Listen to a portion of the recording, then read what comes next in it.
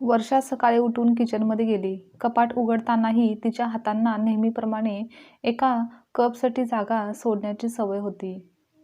तीच जागा जिथे कधीतरी ऋषिकेशचा कप ठेवला जायचा. ती थांबली, शांतपणे श्वास घेतला आणि स्वतःलाच समजावलं, वर्षा, तो आता इथे नाही. सवयी बदलायला वेळ लागतो, बस. त्यांच्या लग्नाला 6 वर्ष झाली होती आणि केवळ 4 वर्षातच सगळं संपलं होतं. ऋषिकेशने तिला घटस्फोट दिला. तिला नोकरीत आणि आयुष्यात जास्त महत्त्वाकांक्षा मिळत होती. जग बदललेलं असं म्हणतात, पण लोकांची मानसिकता नाही हे तिला तेव्हा नव्याने कळलं. घटस्फोट नंतर पहिल्या वर्षी ती तुटली, दुसऱ्या वर्षी उभी राहिली आणि आता ती सर्व गोष्टी पुन्हा नव्याने विणत होती. पण सवयींना अजूनही ऋषिकेशचं नाव लागत होतं. त्याचं अस्तित्व जाणवत होतं, कारण वर्षाने प्रेम व नातं मनापासून निभावलेलं होतं. वर्षा एका शाळेत समुपदेशक म्हणून काम करत होती.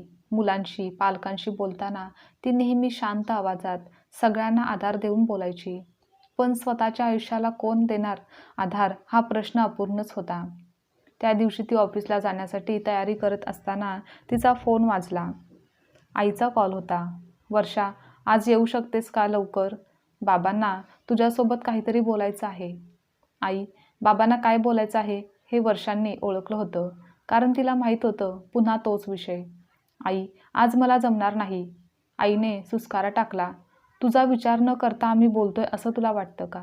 तू अजून तरुण आहेस, आयुष्य थांबवू नकोस. बाबा म्हणत होते विवाह.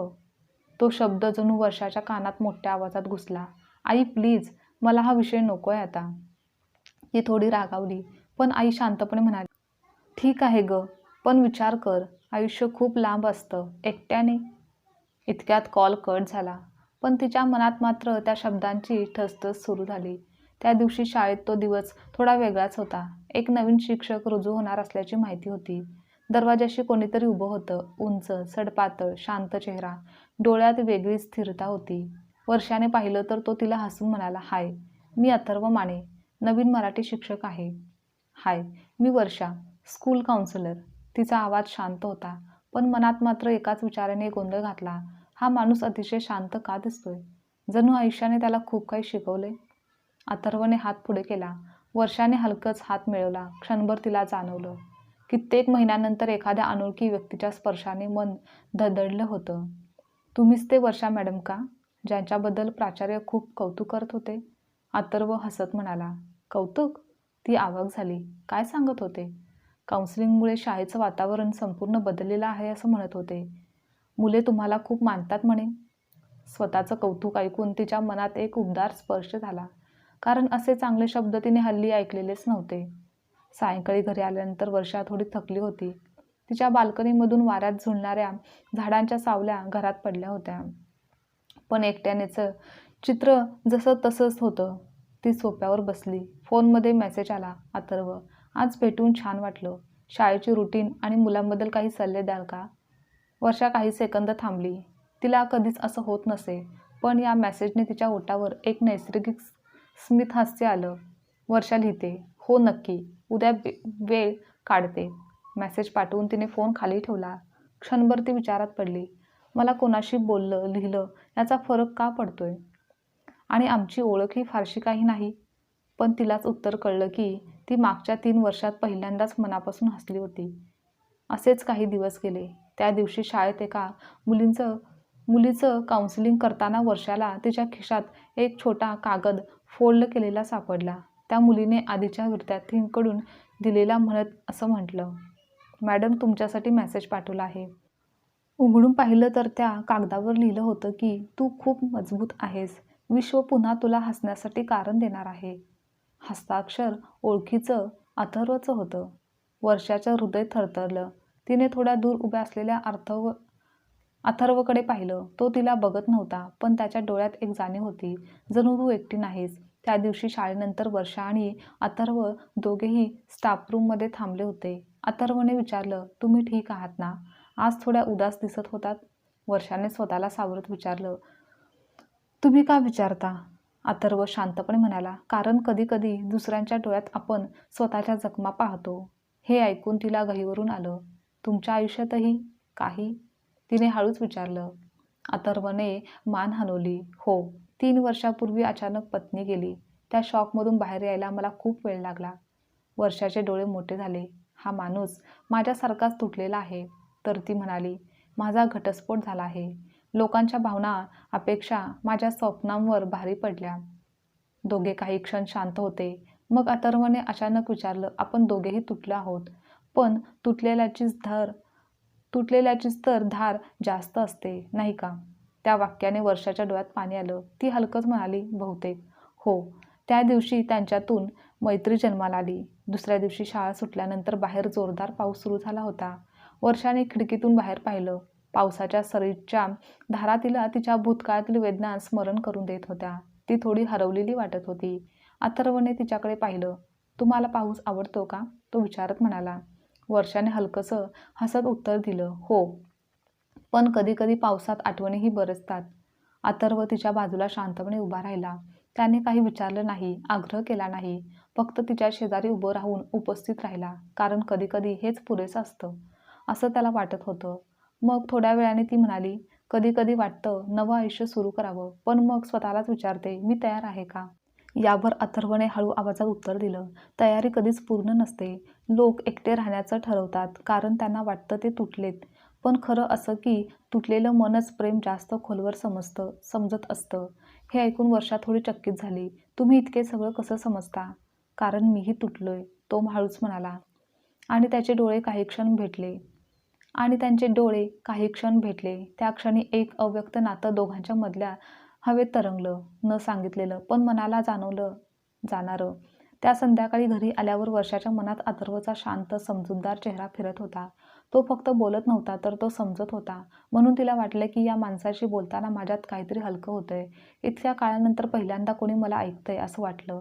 तेव्हा ती स्वतःहून त्याला मेसेज करणार होती, पण हात मागे घेतला. तिने स्वतःला समजावलं, हे असं का वाटतंय? मी तयार आहे का कोणाच्या तरी जवळ जाण्यासाठी? पण मन सांगत होतं, कधी कधी आपल्याला समजणारा एखादा अपरिचितच आपल्याला स्वतःकडे आणतो. इतक्यात तिच्या होम स्क्रीनवर अथर्वचा एक छोटा मेसेज आला. घरी पोचलात ना? पावसात अडकला नाही ना? म्हणून विचारलं.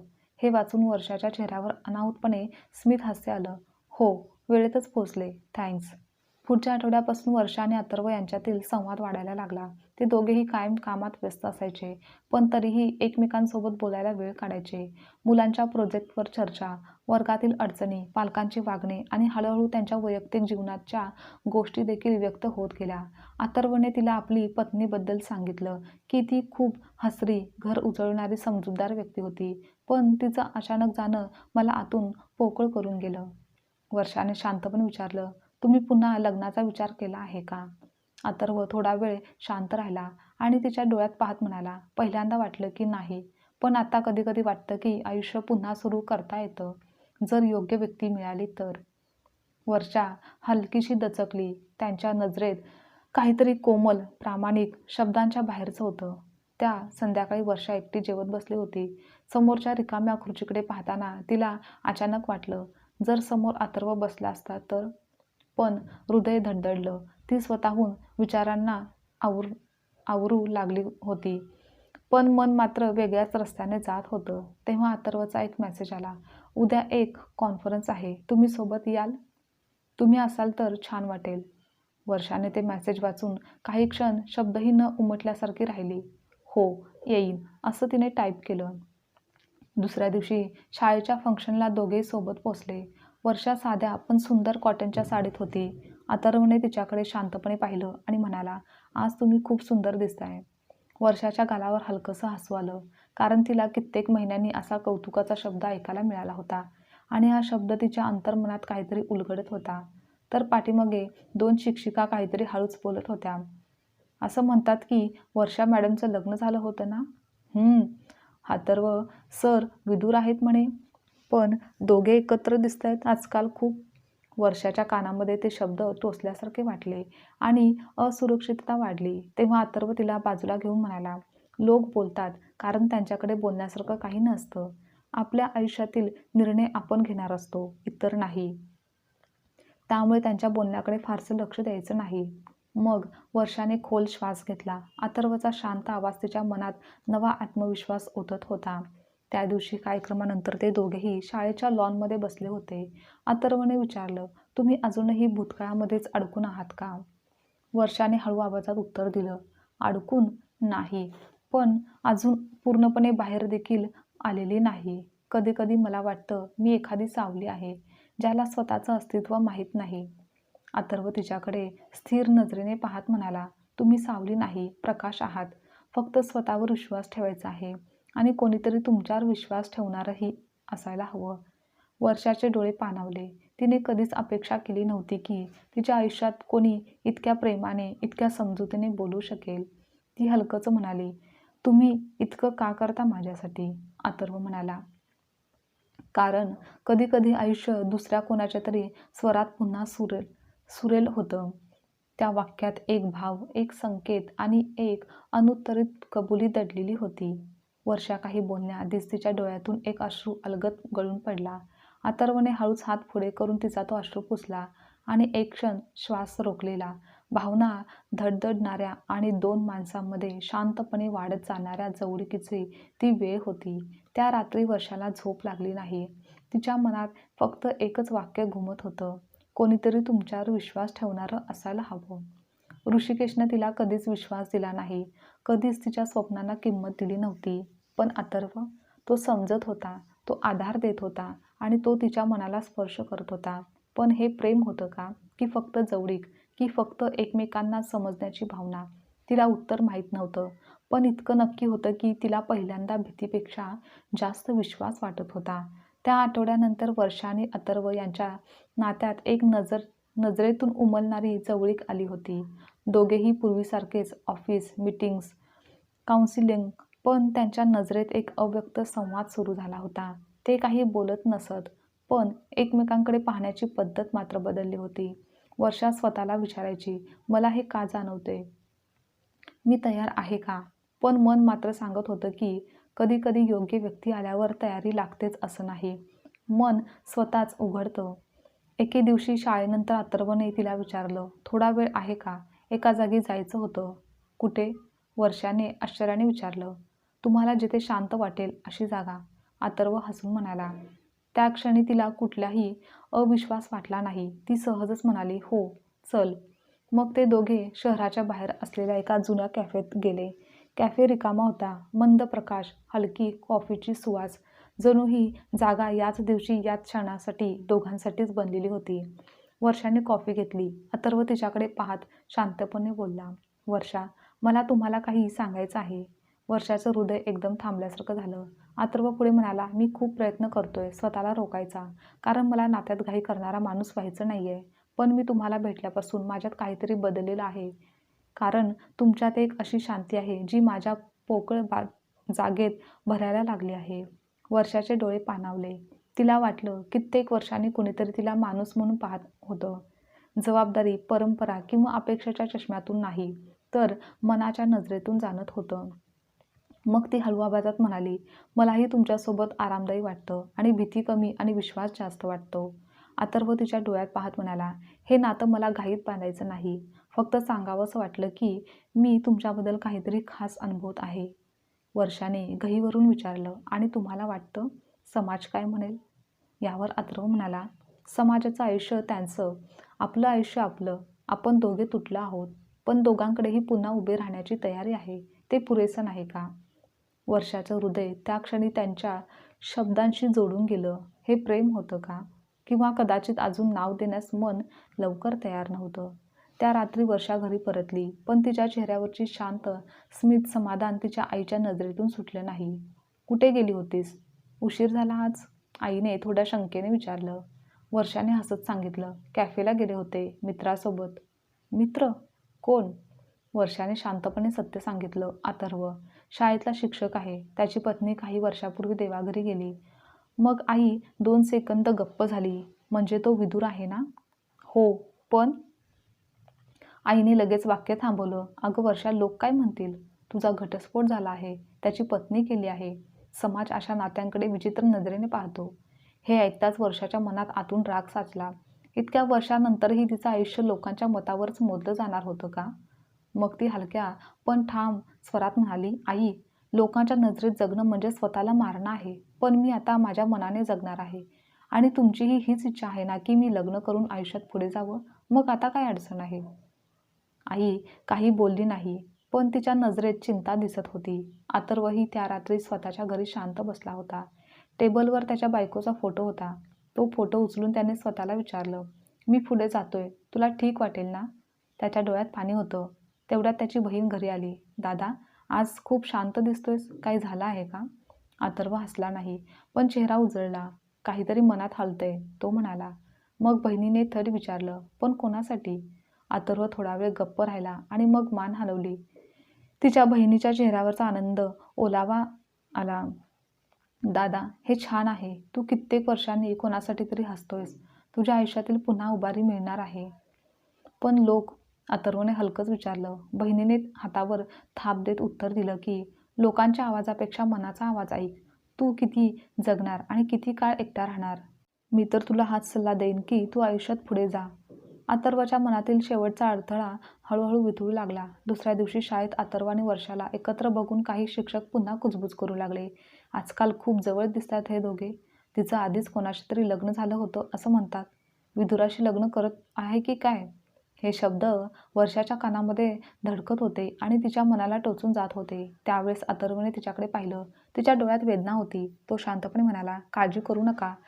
त्यांच्या शब्दांना महत्त्व देऊ नका. आपण जे अनुभवतोय त्याला कुठल्याच नजरेची गरज नाही. वर्षा थोडा वेळ शांत राहिली, काही बोलली नाही. मग ती हळू आवाजात म्हणाली, तुम्ही असं बोलता ते मनाला स्पर्श करतं. अथर्व तिच्या डोळ्यात पाहत म्हणाला, कारण ते मनातूनच बोलतो. तेव्हा पहिल्यांदाच वर्षाने स्वतःच्या मनात शब्द ऐकले की मी या माणसाच्या प्रेमात पडू शकते. आणि ती घाबरली नाही. त्याच दिवशी शाळा सुटल्यानंतर अथर्वने तिच्या हातात एक छोटा कागद ठेवला. घरी जाऊन वाचा असं तो म्हणाला. वर्षाने घरी गेल्यावर कागद उघडला. तिचं हृदय जोरात धडधडलं होतं. त्यावर लिहिलं होतं की वर्षा, तुला काहीही दडपण न देता, कोणतीही घाई न करता मी विचारू इच्छितो की आपण दोघे एकत्र चालू शकतो का? फक्त एक नवी सुरुवात म्हणून. ही प्रेमाची कबुली नाही, तर हा हात पुढे करण्याचा प्रयत्न आहे. वर्षाच्या डोळ्यातून अश्रू येऊ लागले. त्या रात्री वर्षाने खूप विचार केला. भूतकाळ, घटस्फोट, समाज, तिचा संघर्ष आणि अथर्वची शांत, समजूतदार, उबदार उपस्थिती. आणि मग शेवटी तिने डोळे मिटून स्वतःलाच विचारलं, मी पुन्हा प्रेम करायला तयार आहे का? तर उत्तर शांतपणे मनातून उमटलं, हो. मी पुन्हा जिवंत व्हायला तयार आहे. मग तिने न डगमगता फोन उचलला आणि अथर्वला मेसेज केला. हो, आपण एकत्र चालू शकतो. अथर्वने लगेच उत्तर दिलं, नाही, फक्त एक मेसेज मनापासून केला, धन्यवाद. आणि तो मेसेज वाचून वर्षाच्या मनात समाधानाची झलक आली. वर्षाच्या पुनर्विवाहाचा निर्णय संपूर्ण गावात उलथापालथ घडवून आणणारा ठरला होता. काही लोक स्तब्ध झाले, काही चक्रावले, काहींच्या नजरा कुतूहलपूर्ण झाल्या. पण सर्वांच्या तोंडात एकच प्रश्न की घटस्फोटित स्त्रीने परत लग्न करावं का? आणि तेही इतक्या लवकर? पण ही वेळ इतक्या लवकरची नव्हती. ही वेळ मनाच्या रिकाम्यापणाला स्वीकारण्याची, स्वतःलाही जगण्याची संधी देण्याची होती. पण हे लोकांना थोडीच समजणार होतं. त्यानंतर काही दिवसांनी अथर्व वर्षाला म्हणाला, आपण दोघेही खूप काही गमावलं आहे, पण आयुष्य थांबत नाही. आणि मला फक्त एवढंच म्हणायचं आहे की तू माझ्या आयुष्यात आलीस तर मी तुला कधीच एकटं सोडणार नाही. वर्षाच्या डोळ्यात पाणी आलं. ती शांतपणे म्हणाली, मी कोणाची जागा घेऊ शकत नाही, पण मी तुमच्या सोबत शांतपणे राहू शकते. आदर देत, एक नवं नातं घडवत. आता त्या शब्दात आयुष्याचा नवा पाया तयार झाला. त्यावेळेस काही लोकांच्या टोमण्यांचा आवाज दोघांनाही ऐकू यायचा, पण त्यावर दोघेही हसत शांत राहायचे. कारण दोघांनाही ठाऊक होतं की जगाचं बोलणं एक दिवस थांबतं, पण नातं मात्र आयुष्यभर साथ करतं. त्यानंतर त्यांचं लग्न साध्या पद्धतीने झालं. खरं तर पुनर्विवाह हे पाप नाही, परंपरेचा भंग नाही, कोणाचीही जागा घेणं नाही, तर जगण्यासाठी, श्वास घेण्यासाठी एक दुसरी संधी आहे. कोणत्याही जखमांवर प्रेमाचा मलम लावण्यासाठी आणि आयुष्य पुन्हा एकदा दोघांनी मिळून उभारण्यासाठी. आजची कथा तुम्हाला आवडल्यास लाईक, शेअर, कमेंट करा आणि चॅनलवर नवीन असाल तर चॅनलला सबस्क्राईबसुद्धा नक्की करा.